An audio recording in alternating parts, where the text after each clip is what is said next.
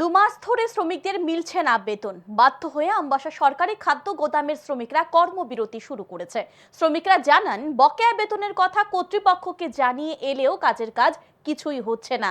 তাই এক সপ্তাহ আগে একবেলা কর্মবিরতি করার পর বলা হয়েছে 2-1 দিনের মধ্যে মিলবে বেতন, কিন্তু মিলে না। যার ফলে ক্ষুব্ধ হয়ে সোমবার সকাল থেকে আমবাসা খাদ্য দপ্তরের লেবাররা তাদের কাজ বন্ধ করে রাখে।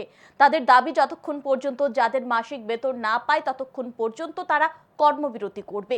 যার ফলে সকাল থেকে আমবাসা খাদ্য গুদামে গাড়ি এসে দাঁড়িয়ে থাকলেও লেবাররা কাজে যোগ দেয়নি। ঘটনার খবর পেয়ে ছুটে আসে খাদ্য দপ্তরের আধিকারিকরা।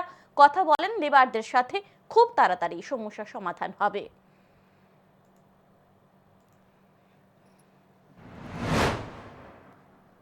বিগত 2 মাস হয়ে যেতেছে আমরা মজুরি পাইতেছি না। তাই অল ত্রিপুরা শ্রমিক গোডাউন আজকে থেকে যতদিন পর্যন্ত আমরা টাকা পাইছি না ততদিন পর্যন্ত কাজ বন্ধ থাকবে। এখন ডিপার্টমেন্ট সাথে আলাপ করছে, তখন টেকনিক্যাল এরর হয়েছে। এখন বিলটা পাইব অ্যাজ আর্লি অ্যাজ পসিবল।